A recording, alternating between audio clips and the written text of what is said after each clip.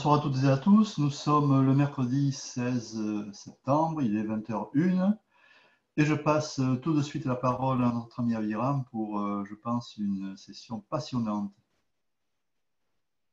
Aviram, c'est à toi. Merci Joël. Je vais essayer de me débuter là.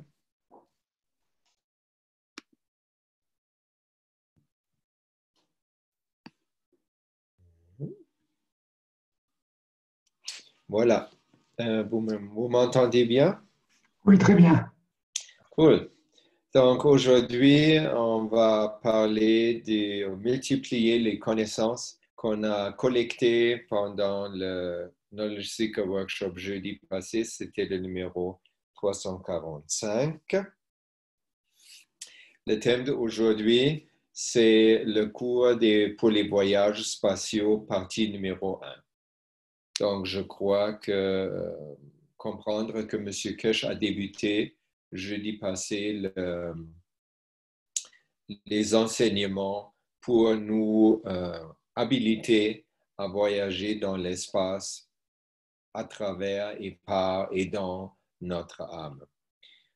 Il y a juste deux thèmes sur le programme. Tout d'abord, les bonnes nouvelles et après, cette première leçon de voyage spatiaux.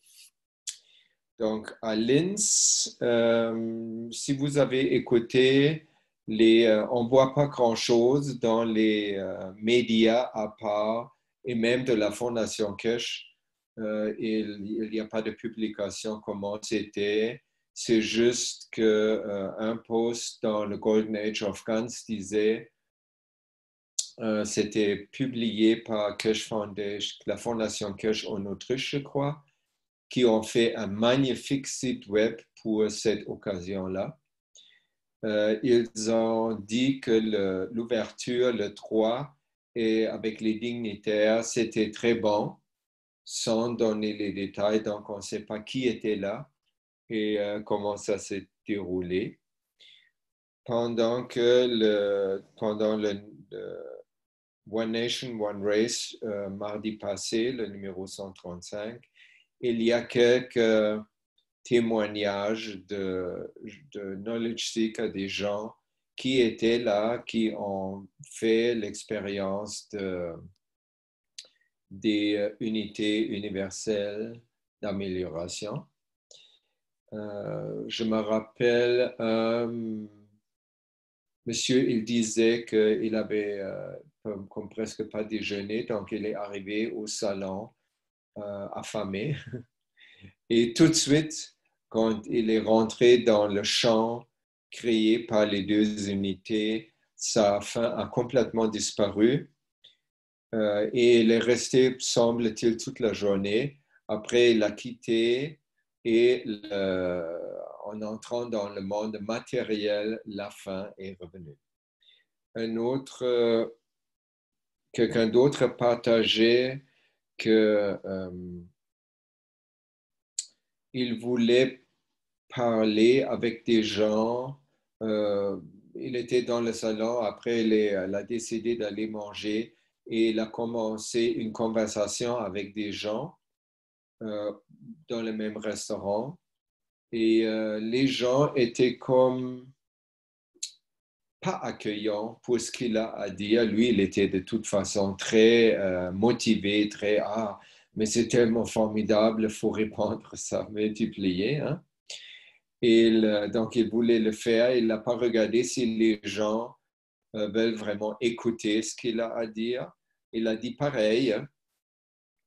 Et dans le contexte, c'était bon par la suite qui s'est passé. Donc, les gens réagissaient, on dirait, négativement. Mais après, il s'est comme retiré à sa place. Mais un moment après, la conversation a repris et là, tout à coup, les gens étaient ils ont parlé et ils avaient comme presque les propos que lui, il a dit avant. Il a déduit de ça que effectivement, quand on est chargé de ces champs positive de cette exposition-là ou de nos coupes de la Terre, par exemple, notre communication s'est élargie de par elle-même, qui déborde, si on veut, le niveau matériel, c'est-à-dire l'utilisation de la communication. Et beaucoup se fait par la suite sur le niveau de l'âme. Et comme ça, il s'expliquait qu'ils parlaient en fait avec leur âme de ces autres gens-là.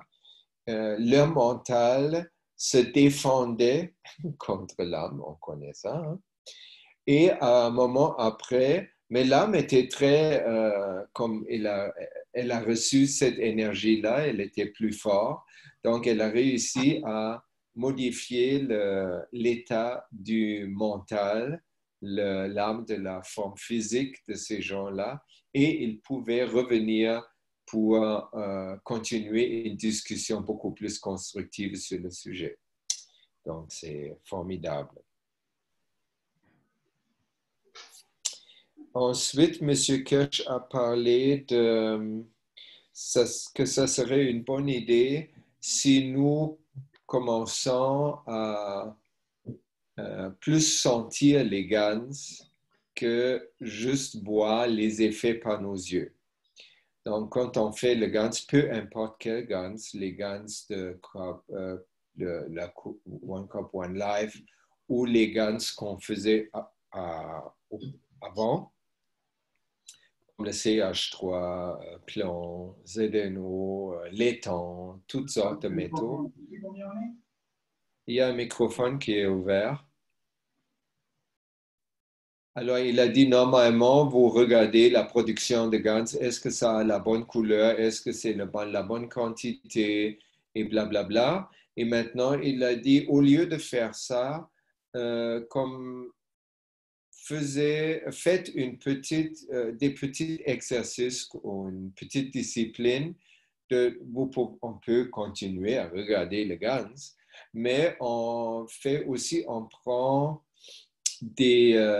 met des bocaux de GANs différents devant nous et avec les yeux fermés, on fait peut-être quelqu'un d'autre les installe pour nous. On a les yeux fermés, on prend un GANs dans les mains pour le sentir, qu'est-ce que ça nous donne. Et M. Kirsch, il a dit que chez lui, il fait ça souvent et il est maintenant tellement habitué à ça qu'il ressent la présence de GANs. Comme un CH3 assez fort, ça lui donne un goût de douceur dans la bouche. L'effet contraire, c'est le plomb, qui est, c'est pas vraiment considéré ou suggéré de faire beaucoup de ce GANs-là. À l'époque, on le faisait parce qu'on voulait ajouter un GANs très lourd avec beaucoup de champs gravitationnels pour les magraphes. Parce qu'on pensait encore dans le sens de matériel, il faut mettre plus de choses lourdes que la transformation de l'énergie ambiante en énergie électrique se fait plus facilement. Et après, il y avait plein d'interventions de M. Kirsch pour les gens qui avaient du GANs de dire c'est même pas une bonne idée d'avoir le GANs de plomb à la maison parce que ça peut nous causer des épisodes de dépression ou de manque d'énergie, de fatigue générale, donc toutes ces choses-là. Et ça se confirme dans la réaction. Quand on ressent le GANs du plomb, on veut le cracher. C'est amer, c'est dégueulasse. Moi, personnellement, j'avais du GANs du plomb.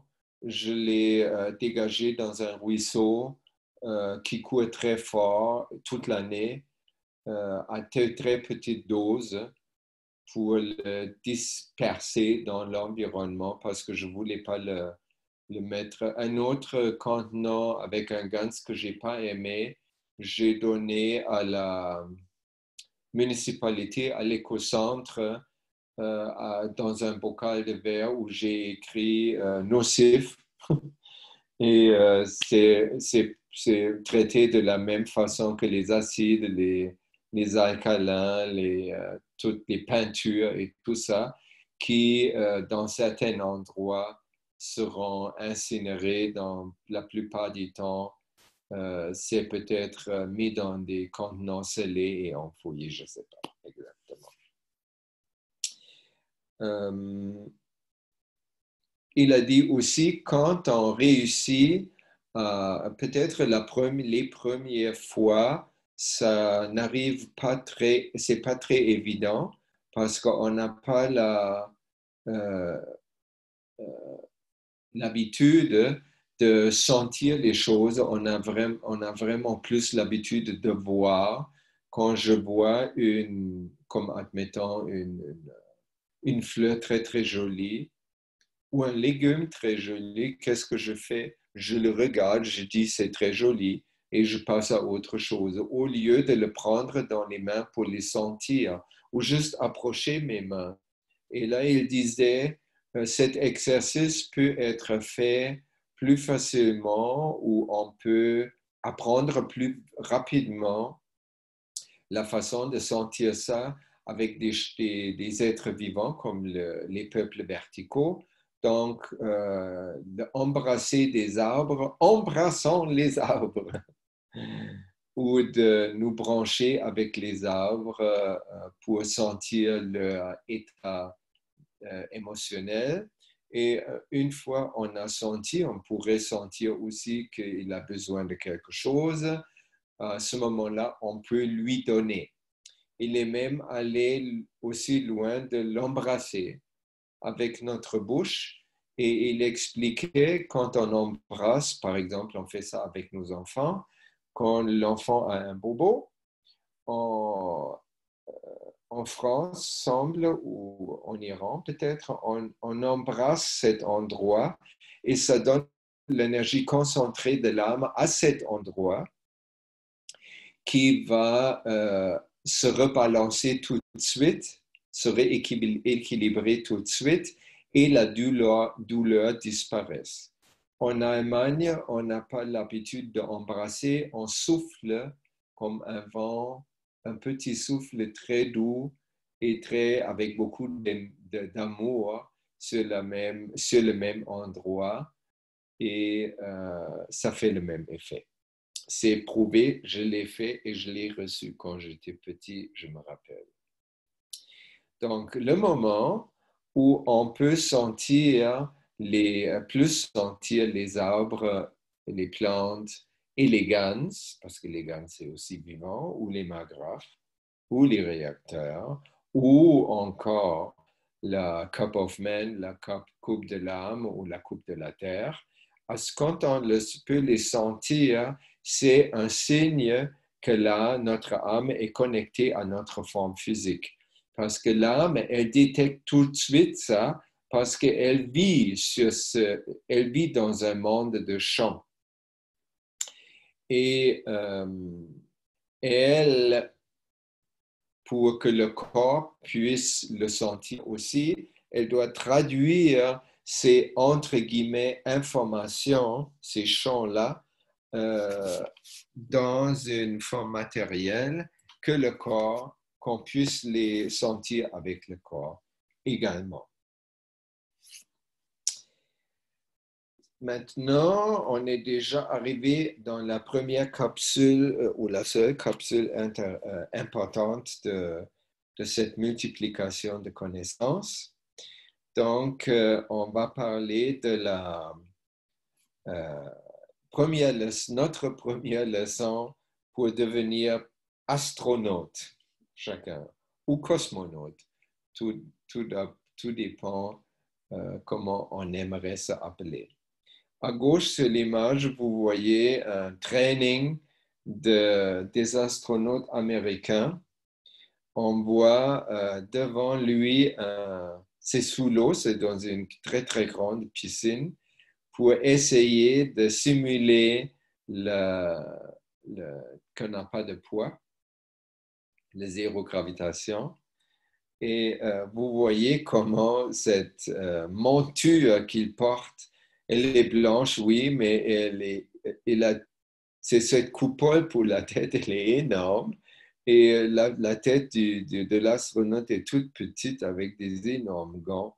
Il est comme, c'est très encombrant et il faut aussi penser, quand on porte ça, on s'isole aussi de l'environnement et je ne sais pas si on peut sentir grand-chose avec cette monture-là. Mais de toute façon, ça a l'air d'un enseignement ou un entraînement pour les astronautes qui, par après, vont aller sur des missions avec des fusées désusées aussi. Tandis que nous,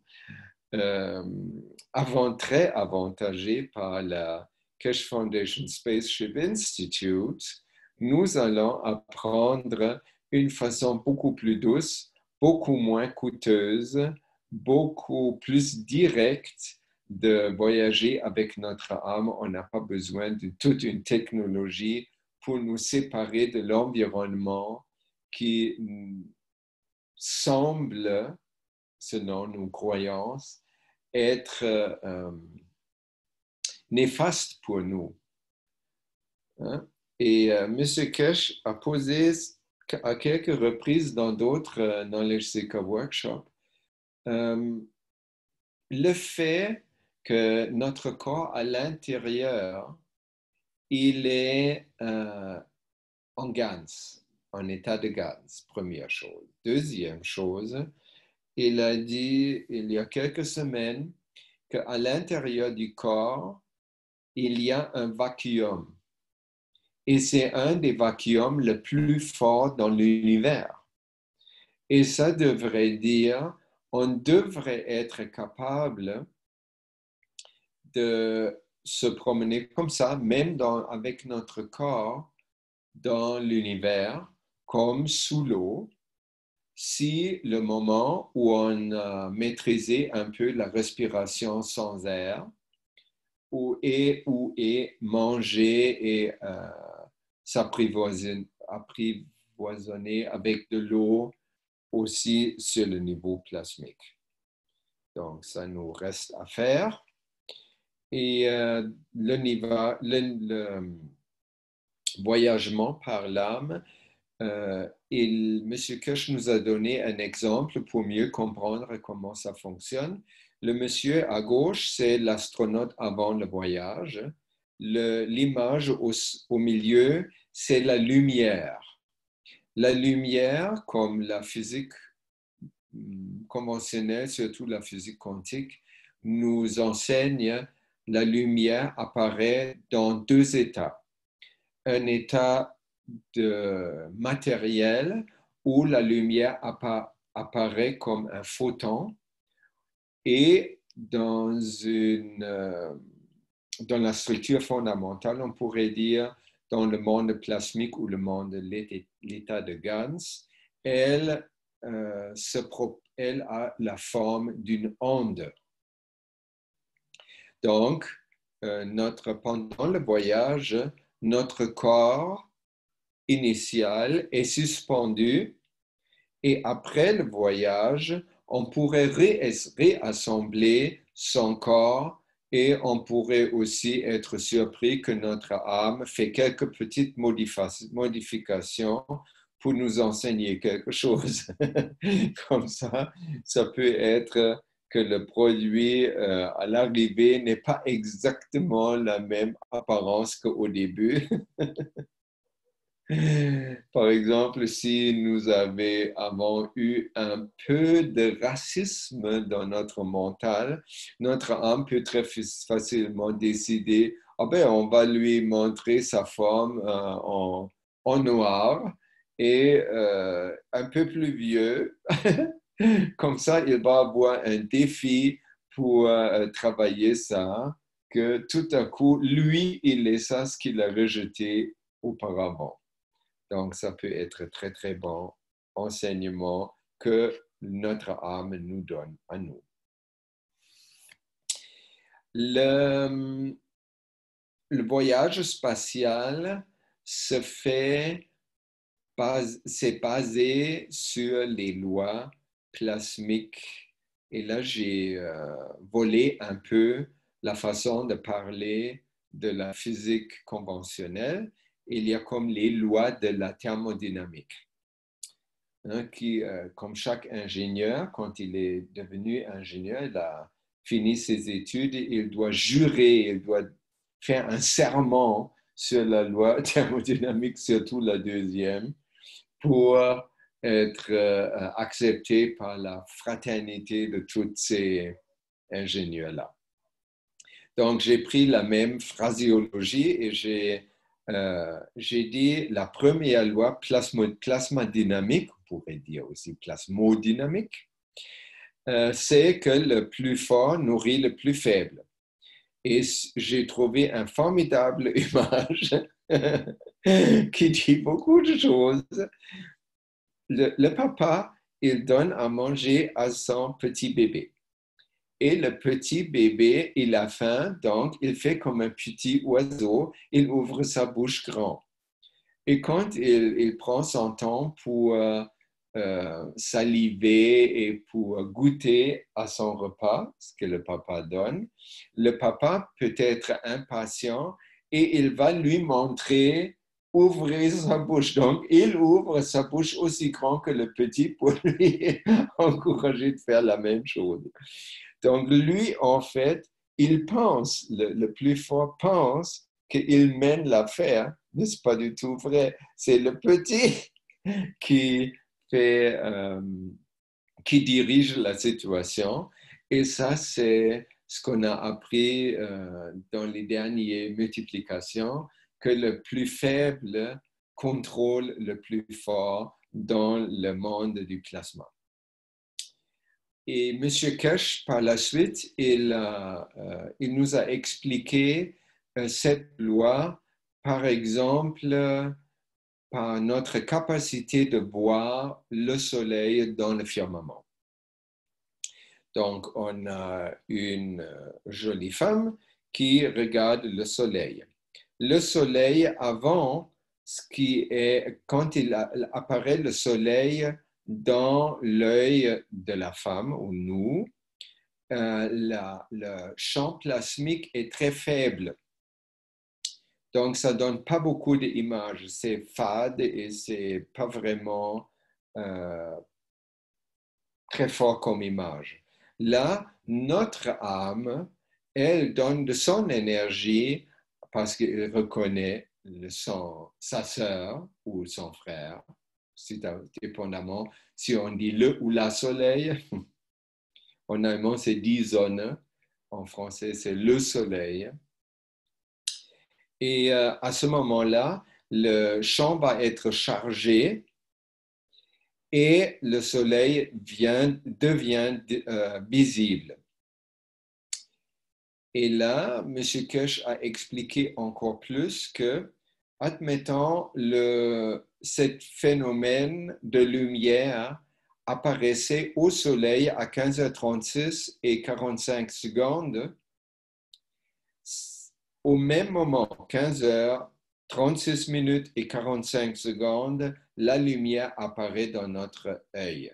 Et c'est la même chose pour les lumières qui viennent des étoiles très lointaines qui peuvent être des galaxies ou des univers en entier.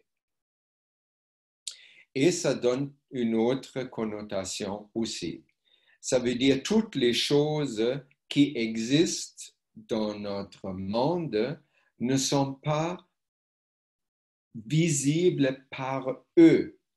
C'est pas que le soleil émet un champ super fort qui va ne pas nous laisser le choix de le voir ou pas, il faut le voir. Et une étoile qui est très très loin, sans la lumière émise par l'étoile, est tellement faible qu'on ne le voit presque pas. Surtout si on a la lumière ambiante dans la nuit, la pollution lumineuse on appelle, on voit très peu d'heures. d'étoiles. Avant, on croyait, moi aussi, que c'est parce que les forces de la lumière émises par les objets dans l'univers sont différents. Ça ne semble pas être le cas. Ça semble être le cas que les choses deviennent seulement visibles pour nous quand nous y mettons ou ajoutons un champ additionnel. À ce moment-là, le champ devient assez fort que l'entité devient visible. Et là, quand j'ai pensé à ça, quand j'ai laissé ça remuer dans ma tête, on dirait, je me rappelais du film où ce que les gens ont raconté, le temps de Christophe Colomb. Là, vous voyez sur la photo en bas, la Santa Maria, c'est le bateau pilote de cette expédition de Christophe Colomb en Amérique du Sud. Et quand ils sont arrivés, les indigènes n'ont pas vu le bateau. Pourtant, le bateau, ce bateau-là, c'est énorme, c'est super grand. Ce n'est pas aussi grand que les grands paquebots de... Pardon? Pardon? Il y a un microphone qui est ouvert. Pourriez-vous le fermer, s'il vous plaît? Oui, il s'ouvre systématiquement, je le surveille. Donc, ce qui est arrivé, que les indigènes de l'Amérique du Sud n'ont pas vu le bateau. Pourquoi? Parce que on peut, de cette théorie que je viens d'expliquer, ça prend comme un acte volontaire de nous de voir les choses. Et ça, ça corrobore un peu pourquoi nos préjugés se maintiennent aussi longtemps. Parce que ce mécanisme nous préclut de voir des choses qu'on ne connaît pas, comme les indigènes ne peuvent pas voir la Santa Maria parce qu'ils ne connaissent pas un bateau si grand, ça n'existe pas, donc ils ne vont pas donner à des petites photons qui arrivent un ajout de force pour que ça apparaît vraiment comme une réalité dans les yeux de la personne, des indigènes dans ce sens-là. Mais ça se répartit aussi dans notre vie quotidienne. Si je suis de mauvaise humeur, je vois des mauvaises choses. Il y a aussi beaucoup de belles choses, comme par exemple, si je vois la pollution dans l'eau, je vois la pollution dans le lac, je vois des bouteilles de plastique partout, je vois, et ça sent la fumée de pneus brûlés, et toutes ces choses-là s'accumulent pour me créer la perception d'un environnement horrible. Au même temps, si à ce moment-là, je m'arrête et je dis, wow, minute, je vais explorer plus. Donc, toutes les informations que je viens de raconter sont là, mais je trouve un endroit dans mon champ de vision où des plantes poussent. Et là, je regarde, je focus mon attention sur les plantes qui poussent. Et je vois, waouh, c'est comme des petits arbres qui poussent dans les craques de l'asphalte. Et je trouve ça magnifique, la résilience de la nature. Et ce petit plant qui pousse, il est parfait. Il est complètement harmonieux avec les éléments de la nature autour. Il est même harmonieux, ou pas, avec l'asphalte autour. Donc, à ce moment-là, je ne l'ai pas vu avant. Il, par exemple, était là. Donc, nous créons un filtre. Ça, c'est l'explication de la science plasmique pour les filtres de perception que nous avons pour nous garder dans nos préjugés et pour éviter ou pour nous rendre pas ça évident d'avoir beaucoup d'ouverture. Parce que par contre, si c'était un apprentissage pour moi, je suis de mauvaise humeur, je vois le monde noir et gris, je vois juste des mauvaises choses et ça sent mauvais au plus et tout ça. Et je fais cette expérience de voir pousser des herbes dans les craques d'asphalte. Je pourrais faire ou avoir fait une compréhension dans le sens que, faut que je fasse attention, que je ne me laisse pas envahir par toutes les perceptions pareilles qui sont juste basées sur ma croyance ou mes préjugés. Je veux garder précieusement un genre d'ouverture d'esprit que quand je vois des mauvaises choses, je regarde, est-ce qu'il y a seulement vraiment juste des mauvaises choses maintenant ou je peux voir aussi des belles choses? Et l'effet de faire ça, ça a deux effets révolutionnaires. Un, ma perception va s'élargir au-delà des voies habituelles. Deuxièmement, ça vous probablement aussi sonner une cloche quand on parlait comment réaliser nos souhaits. Ça nous dit de partir de l'endroit où nos vœux sont exaucés, c'est-à-dire de partir ou de plus vivre dans un monde d'harmonie et de vivacité et de joie que de voir la pollution, bien qu'elle existe. Et cet avantage impayable. Donc, c'est un apprentissage qu'on peut faire là qui est super important pour nous. Ensuite, on reste un peu dans le même contexte.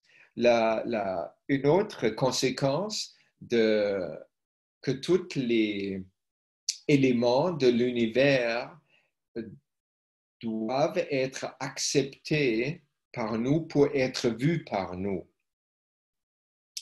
Ça veut dire que, là, M. Kirsch a dit ça, a une conséquence immédiate sur combien loin nous pouvons voir. Donc, quelqu'un qui est myope, c'est-à-dire c'est l'âme qui lui parle, qui dit « Je vais ne pas te permettre de voir des choses lointaines sans lunettes. Je vais te confiner aux proches parce que c'est ça ce que tu fais tout le temps. Tu es tellement collé à la matière, tu es tellement collé aux détails, tu regardes jamais comme pourquoi tu es né, tu regardes jamais les grandes lignes, tu regardes jamais le tout. Et pour ça, je te donne ça. Même chose que nous, même avec nos yeux, quand on regarde des images sur Internet qui étaient faites par un télescope puissant, on voit des galaxies formidables et colorées et avec des nuages et avec des waouh, ça nous fait triper au bout. Et quand on regarde par contre le ciel, dans le ciel dégagé, on voit pas, on voit juste des points plus ou moins la même couleur argentée qui peuvent clignoter ou pas. Et on n'a comme pas, on ne peut pas triper sur les images autant. Et la raison, M. Kirsch nous dit, la raison, c'est parce que notre mental ne peut pas créer des champs assez forts pour voir loin. Là, on pense dans le même contexte, là, vous voyez l'image à droite, vous avez en bas un œil qui est conventionnel, ça voit juste la Lune. Et ça ne vaut même pas toute la Lune, ça vaut juste la partie du croissant qui reçoit encore la lumière du soleil qui passe juste à côté de la Terre. Mais on voit même pas, cette personne ne voit pas le côté sombre de la Lune. Et parce que la Lune ne se tourne pas, la Lune, on voit toujours la même depuis la Terre, on voit toujours la même face de la Lune. Ça ne veut pas dire qu'on n'est pas capable de voir l'autre face de la Lune. Parce que la Lune, je vais vous expliquer ça plus tard, pour garder un peu le suspense. Tandis que l'autre personne qui a fait des exercices et qui s'est outillée pour augmenter la force de champ à l'intérieur d'elle, c'est-à-dire le mental est plus structuré. Qu'est-ce que ça veut dire? Je vais aussi vous raconter ça plus tard. Il y a quelqu'un qui appelle pas ça le mental structuré, mais la conscience structurée. Ça devrait sonner une cloche à Christiane, par exemple. Et quand on a des champs plus forts, on peut voir beaucoup plus de couleurs, on voit les étoiles dans des formes différentes et on peut vraiment, on pourrait explorer l'espace juste visuellement. Ça veut aussi dire, si je regarde dans la journée sur Terre, je regarde aussi l'horizon aussi loin que je puisse regarder. Là, aujourd'hui, l'air, elle est très humide, donc je ne vois pas clair, c'est comme brumeux.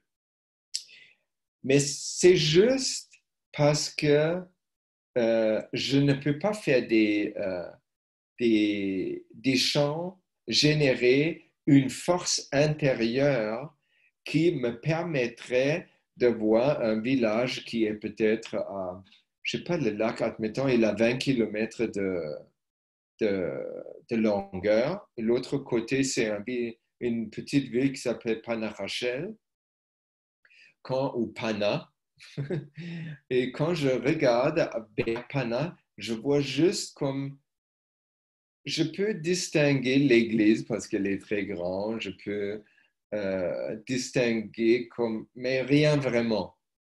Mais là, je me rappelle quand je vous ai parlé des Mayas et au début, avant qu'ils soient devenus arrogants, ils pouvaient regarder partout sur la terre, de partout sur la terre. C'est-à-dire, à ce moment-là, si je laisse tomber mon arrogance, et je laisse l'âme gérer ma vie, j'aurai la capacité d'aller juste avec mon regard à Panarachel et de marcher dans les rues et même voir les gens et à l'intérieur des magasins. Et à ce moment-là, je peux aussi regarder l'autre face de la Lune. Vous me suivez? Oui? J'espère. Parce que c'est super trippant, ça. Donc, notre vision ne dépend pas de la matière extérieure. Ça, c'est yippee! C'est une chose super magnifique, mais elle dépend de nos forces de champ. Et ça coïncide un peu pas mal avec ce que les bouddhistes disent. Le bouddhisme, à partir de la moyenne école, ils disent que les choses que nous voyons avec nos yeux charnels ne viennent pas de l'extérieur, mais de l'intérieur. Tout ce qu'on voit, on projette. Et en fait, ce que j'essaie d'expliquer, c'est exactement ça. Et ça me rend très heureux si je vois d'autres écoles qui ont fait leur propre recherche, et surtout le bouddhisme tibétain, ils ont fait des recherches, pas à peu près, par rapport à comment notre mental fonctionne, tout ça, beaucoup plus poussé que je ne sais même pas qui a fait une recherche comme ça, spirituelle, occidentale. Peut-être quelques illuminés comme Gurdjieff, Eckhart Tolle, Osho, Francis Lucille, des gens comme ça. Mais pas autant. Et cette force de champ qu'on peut produire, ça m'a donné tout de suite cette parallèle. On pourrait probablement dire l'augmentation de force de champ à l'intérieur de nous-mêmes est proportionnelle à la vitesse de nos pensées.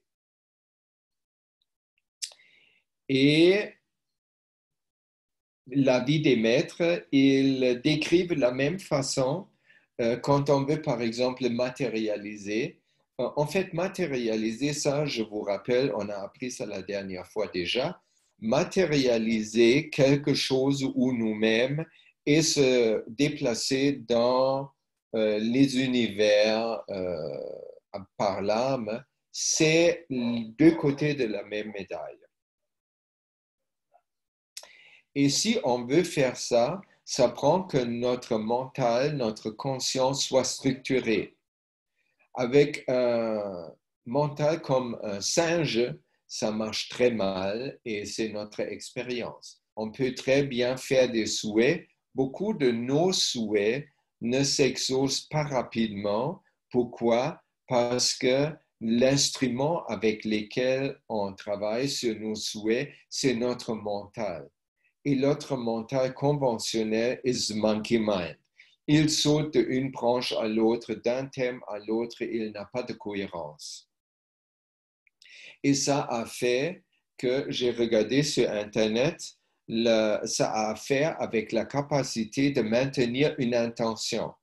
La vie des maîtres disent, si vous pouvez matérialiser tout ce que vous voulez, si vous êtes capable de maintenir votre vœu dans sa forme pure pour assez longtemps devant votre œil intérieur, c'est-à-dire de ne pas penser à autre chose au même moment. Hein? Et là, j'ai regardé sur Internet, c'est quoi la attention span, la capacité d'attention aujourd'hui, de nous aujourd'hui, par Facebook. En Facebook, l'attention générale de nous est 1,2 secondes. C'est-à-dire, on regarde une image de 1,2 secondes et paf, on passe à la prochaine. Et ça, je vous félicite déjà parce que vous m'avez déjà accordé une attention depuis presque 1 heure, non? Merci beaucoup. Et ça veut dire, vous n'êtes pas nous ne sommes pas encore complètement maganés, on peut dire, par Facebook. On a une capacité d'attention déjà beaucoup plus, des milliers de fois plus qu'un visiteur conventionnel de Facebook. Ensuite, M. Kirsch dit que de voir, c'est aussi pour notre habilité de voyager par l'âme, le moment où nous pouvons voir notre cible, où on veut aller, on y est. Si on voit ça comme une continuité, donc si je regarde ici, et je peux voir Mercure ou Vénus. C'est des planètes qu'on peut voir. À ce moment-là, si je les vois, et là, admettons, je m'en vais vers visiter eux. Et là, si je pense comme la prochaine fraction de seconde à une autre planète comme Pluton, là, je me dévie et là, j'arrive à nulle part. Donc, ça prend vraiment que notre mental, notre conscience est structurée, qu'on ne se fait pas ramasser par notre mental. Monsieur Kesh dit, et j'ai mis le cœur est un peu magané, ce logiciel ne marche pas super bien. Ça montre que le cœur dit que le voir c'est d'y être, mais entre les deux, c'est le cœur. C'est-à-dire, ça prend de voir le cible, mais ça prend aussi d'aimer ce qu'on voit et de vouloir se déplacer là parce qu'on aime ça. Donc, cette identification amoureuse est condition sine qua non pour y arriver. Ça nous relie à toutes les multiplications qu'on a déjà reçues par rapport à l'amour.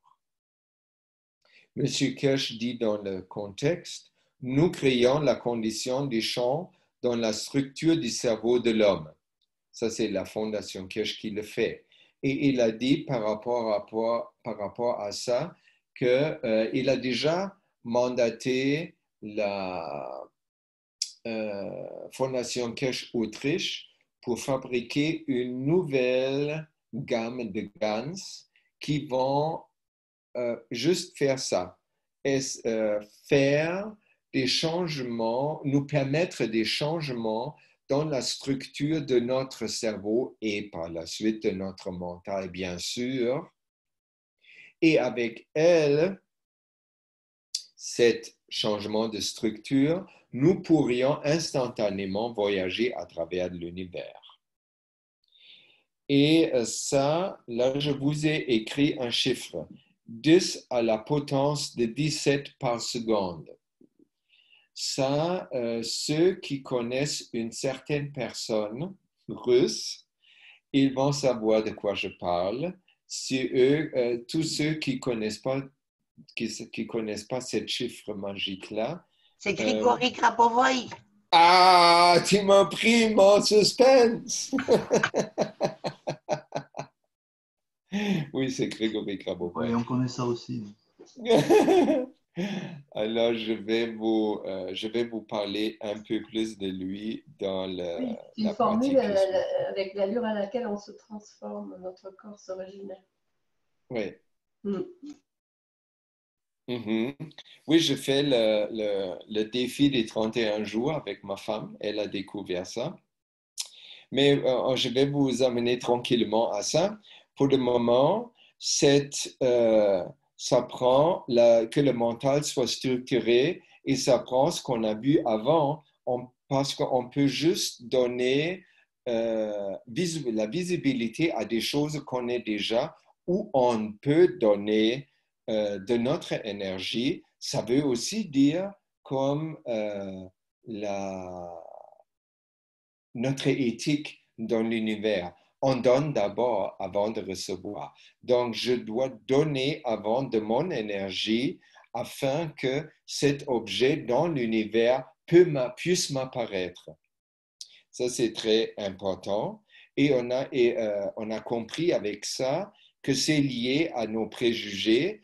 Donc, la vitesse de nos pensées ou la capacité de prolonger notre attention ou augmenter les forces à l'intérieur de nous, les forces de champ, ça prend plus d'ouverture.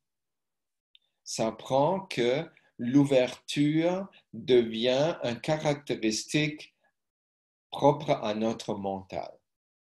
Dans les prochains 8000 ans, c'est plutôt le contraire.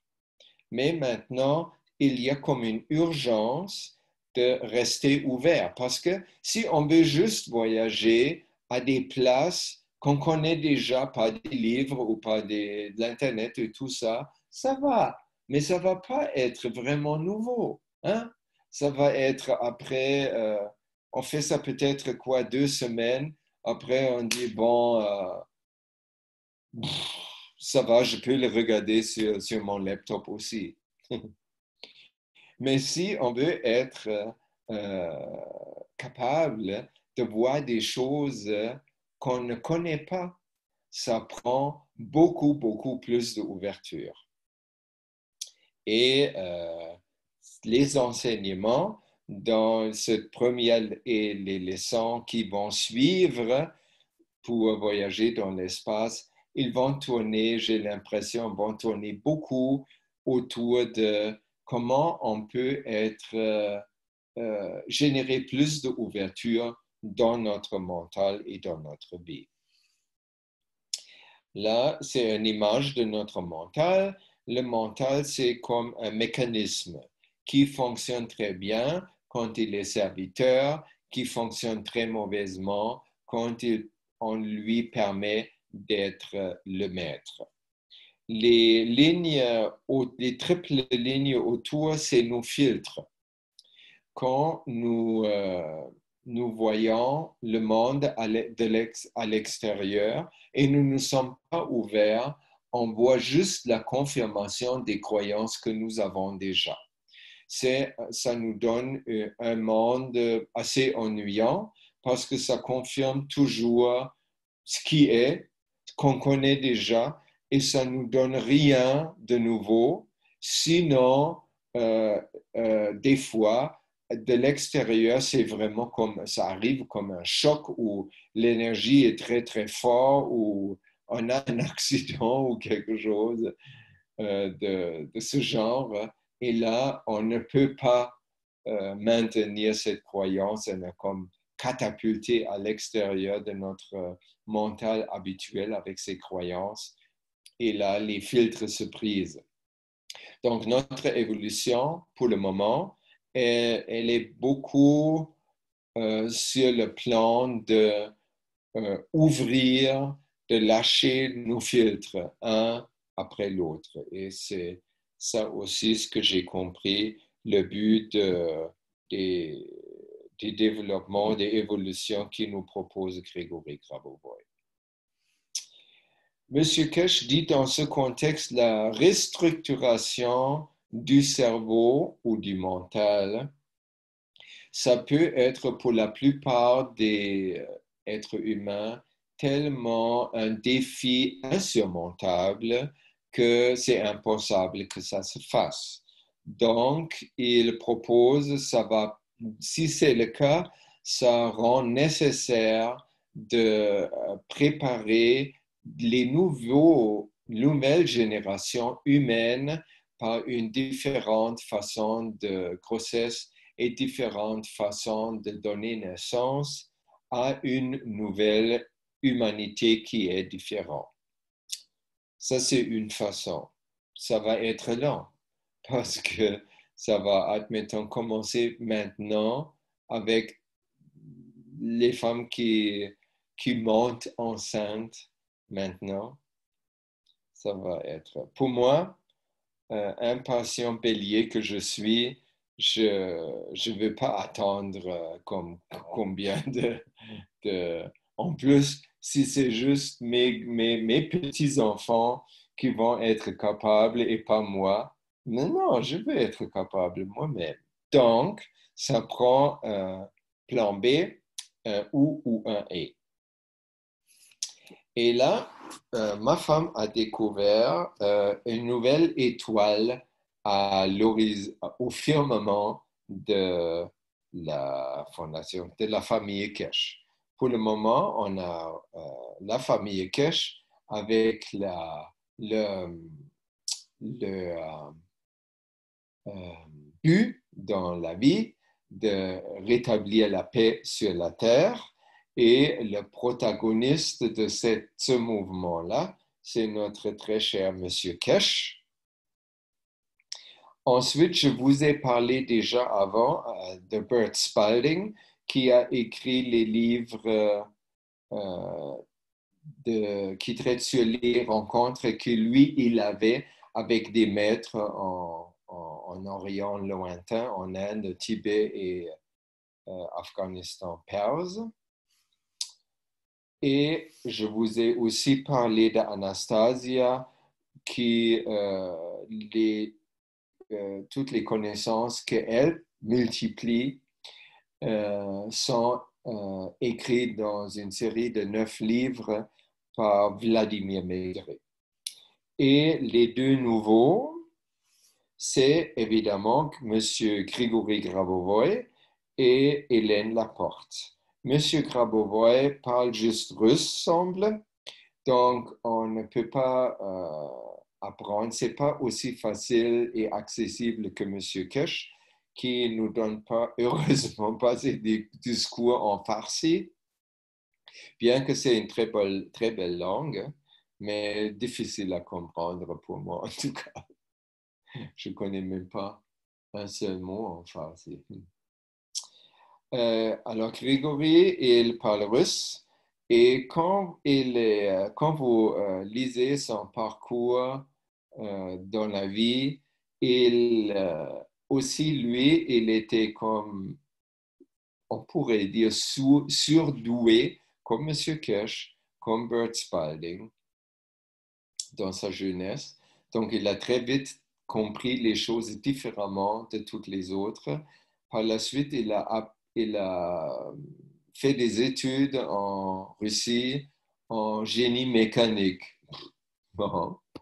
Et comme il est devenu ingénieur, comme M. Kesh. Et après, il travaille dans la technologie spatiale. Avant, il a travaillé un peu en Russie. Il était aussi mis en prison par son perçu compétiteur Poutine, qui a comme cette habitude de incarcérer l'opposition avant les élections. Bon, c'est la façon russe. Il était un peu de temps en prison et maintenant, si je me rappelle bien, il est en Espagne et il travaille sur deux choses en même temps. Il travaille comme ingénieur dans l'aérospatial et il travaille aussi ses projets à lui qui sont mais tellement proches à l'enseignement de l'âme de notre cher Monsieur Kesh. Et la bouche ou le cœur, je dirais plutôt, qui nous multiplie ces séances pour le moment en français. Elle s'appelle Hélène Laporte. C'est une femme qui vit à Paris, je crois, et qui donne deux formations. Une formation qui est gratuite, c'est 31 jours à la rencontre et grandir avec Grégory Grabovoy. C'est très, très bien fait. Elle fait ça super bien. Ma femme, elle l'a découvert. Merci beaucoup, Barsha. Et et depuis qu'on le sait, on fait le cours des 31 jours et je crois qu'on va aussi s'inscrire pour les 9 mois. Parce que ce qu'il dit, comme chacun, je vais vous expliquer comment je vois ça de la façon suivante. Ce qui est enseigné pour le moment, c'est les connaissances, ce sont les connaissances universelles. Universal knowledge, comment M. Kesh l'appelle. Universal knowledge se multiplie par la voie de l'âme de préférence. Mais on peut aussi, pour nous, qui ne sommes pas tout à fait rendus sur le niveau d'âme, on a besoin un peu de niveau matériel quand même. Donc, ça prend VoiceBox, ça prend la logique, ça prend une imagerie, ça prend des histoires, ça prend des couleurs, ça prend des exemples et tout ça. Monsieur Kesh, il est un individu complètement unique comme Bert Spalding, comme Anastasia, comme Hélène, comme Grégory, comme Joël, comme Sylviane, comme Aviram, comme Ram, comme tout le monde. Chacun est individuel. Et dans sa individualité, il va développer seulement sa propre façon de multiplier les connaissances universelles. On pourrait penser qu'il donne comme un aspect. Hein? Comme M. Kesh, il dit souvent, il dit souvent, je suis de formation ingénieur nucléaire, donc je parle des électrons et des plasmas et des photons et des protons, des neutrons, blablabla. Mais il dit pas vraiment, ou je ne l'ai pas entendu qu'il dit mais je suis aussi poète et je suis iranien. Donc, mon langage va véhiculer beaucoup de poésie. Ça, on l'entend et on le vit en écoutant les jeudis. Grégory, exactement la même chose. Il est ingénieur, c'est pas drôle, hein? Il est ingénieur, et il dit des choses tellement par rapport à l'âme, tellement poétique, tellement... le mot qu'il utilise, je crois, le plus souvent, c'est amour. C'est pas vraiment un mot dans le vocabulaire quotidien des ingénieurs, non? Combien d'ingénieurs vous connaissez qui parlent d'amour tout le temps? Voilà, ça veut dire que ils ont, mais le Grégory, il n'est pas iranien, il est russe. Et de cette façon, il nous donne un autre aspect qui complète pour nous. Nous, on a le grand bonheur, pour ça je vous ai mis le panthéon de la science plasmique / enseignement de l'âme. Toutes les gens et tous ces gens-là disent la même chose. Et j'ai oublié de mettre Greg Braden. Alors, on peut mettre beaucoup plus de gens. Et quand nous, enseignants comme Joël et Sylviane, et toutes nous multiplions dans nos propres réseaux, nous faisons aussi partie de ce réseau-là.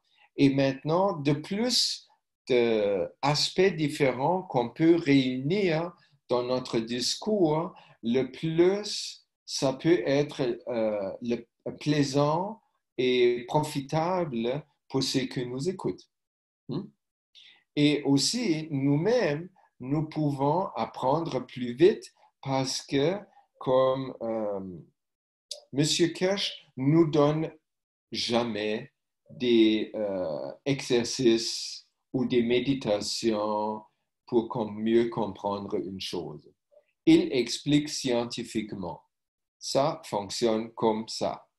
Et vous ne comprenez pas. Ça fonctionne comme ça. Je vous explique ça pour la combienième fois parce que je vous ai expliqué, vous n'avez pas compris. Bert Spalding, La vie des maîtres, il dit, pour voyager dans l'espace, vous devriez développer la capacité de garder une image, votre cible, ou qu'est-ce que vous voulez matérialiser, assez longtemps dans votre conscience, sans le contredire. Et il ne dit pas comment faire. Il ne dit pas comment faire. Et là, j'ai lu les 6 livres, et après les 6 livres, j'étais un peu plus savant sur quelques détails, mais je ne savais pas comment faire. Et là arrive Grégory par la voix et le cœur de Hélène qui nous disent oh, il y a des exercices. Il y a des exercices très, très précis. Et là, je me rappelais aussi Gurdjieff. J'ai étudié un peu Gurdjieff à l'époque. Gurdjieff aussi russe. Et Gurdjieff, il a fait les danses Gurdjieff. Si vous ne connaissez pas, c'est super beau. Allez regarder ça sur Internet. Il y a quelques vidéos sur les danses Gurdjieff. Et les danses Gurdjieff sont particulières. Qu'est-ce qu'il fait? Il force le mental. Quand on est danseur, j'ai fait des danses à Pune dans la commune de Osho. Quand on fait ces danses-là, on ne peut pas les apprendre et les faire automatiquement parce que les mouvements sont tellement complexes et contradictoires, comme déphasés. Vous faisiez un rythme avec les pieds, un autre rythme avec les bras. Ça, c'est et vous dites ou chantez des mélodies qui ont par rapport, qui ne sont pas dans le même rythme. Et ça fait que votre mental doit au moins être capable de faire deux choses qui n'ont pas lien au même moment.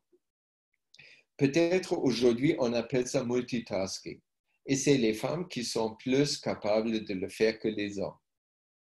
Je comprends pourquoi. Parce qu'ils sont plus intuitifs. Ils le font de leur façon. Ils cuisent la soupe et le bébé crie en même temps. Donc, ils doivent ménager le bébé et ne pas laisser brûler la soupe en même temps. Homme, impossible. Femme, il n'y a rien là. Hein? Vous vous rappelez? Alors, à ce moment-là, les Russes, ils disent ça, et Grigori, les exercices qu'il nous donne, il appelle ça méditation ou concentration. Le mot concentration, c'est mal choisi parce que c'est trop d'efforts. Si on fait des efforts avec les dents serrées, le front froncé, pas français, mais froncé, on n'arrivera pas. On manque le but. Donc, c'est plutôt une méditation, c'est plutôt une pratique, admettons. Et là, il fait aussi des choses comme... oh, j'ai oublié mon papier. Il fait des choses comme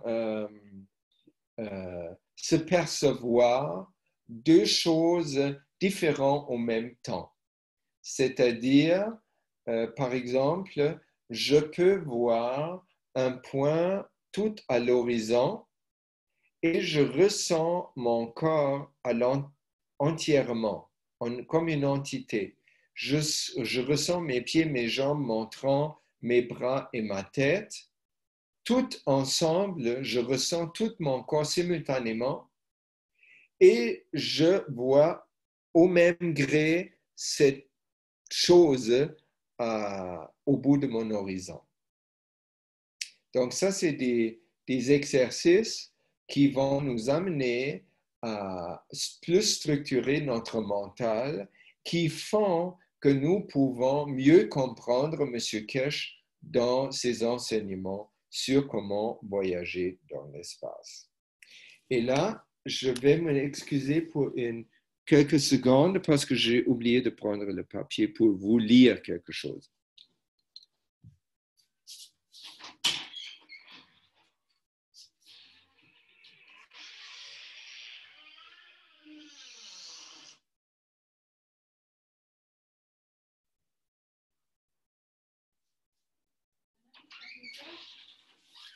Il est quelle heure? 2h, max.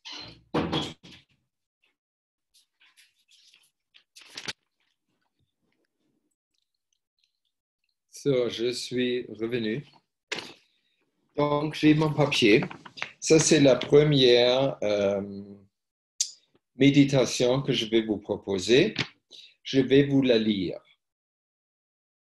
Observez votre monde.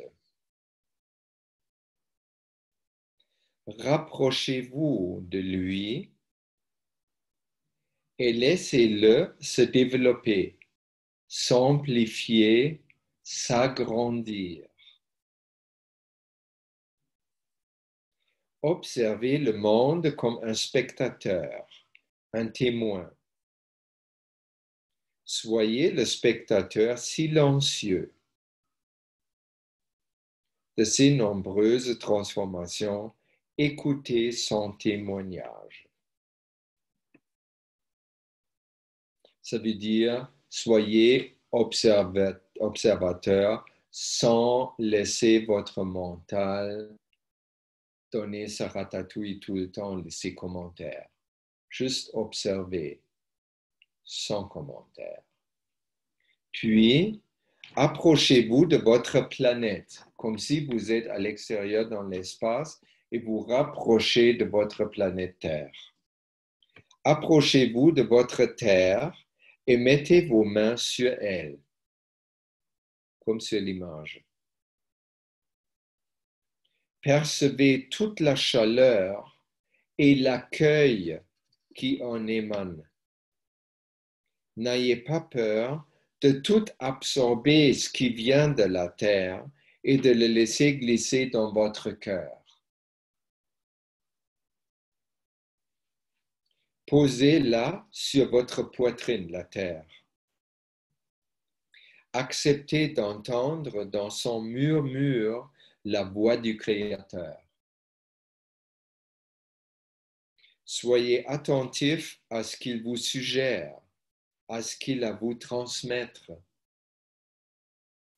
Ajustez votre propre connaissance avec la sienne et recevez en retour la vie éternelle. Vous vous rappelez que M. Kesh, il parlait souvent du Créateur. Et il parle aussi de notre âme. Notre âme, le Créateur, finalement synonyme sur le plan fondamental. Donc, et ça prendrait pour nous, nous serons beaucoup plus heureux si nous pourrions entendre la voix du Créateur ou au moins la voix de notre âme. Le moment où on va être capable d'entendre la voix de notre âme, on a entendu la voix du Créateur. OK?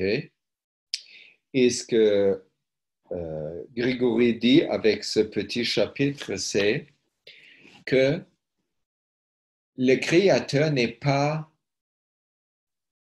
un personnage qui est assis sur un nuage qu'on ne voit jamais. Il n'est pas un autre personnage qui est caché au centre de l'unicos, qui est, je ne sais pas combien de milliards d'années luminaires loin de nous. Le Créateur a créé en co-création avec nous, sauf nous ne nous rappelons pas encore tout ce qui est. Et il a créé tout ce qu'il est, pas seulement nous, mais tout ce qu'il est créé à son image. Donc, il est dans tout, surtout dans la terre, qui nous a produits et qui nous maintient et qui nous fait évoluer. Donc, quand on peut avoir une approche qu'on cultive, comme les bouddhistes, ils ont souvent ce mot-là, on cultive une approche de penser à la terre avec amour et gratitude. On touche la terre, on embrasse la terre comme on embrasse un arbre. Et là, la terre va nous parler. Et qu'est-ce qu'on va entendre? C'est la voix du Créateur. Vous voyez? C'est tout à coup un truc qui peut rester mystérieux longtemps avec M. Kesh, parce qu'il ne s'occupe pas de ça. Avec Grégory, ça devient faisable et maniable pour nous, parce que nous, on peut faire cet exercice. On peut, chaque matin, quand on se réveille, les yeux encore fermés, on peut visualiser qu'on vient de la nuit des temps, du profond de l'univers, on se rapproche de la terre, on la touche avec appréciation. Et déjà là, on sent l'accueil et l'amour que la terre a pour nous, que, entre parenthèses, le Créateur a pour nous. Après, on fait ce qu'on fait avec une amoureuse, le bien-aimé, la mère, l'enfant, on les prend dans nos bras pour être encore plus proche de nous. On veut quasi fusionner. Et là,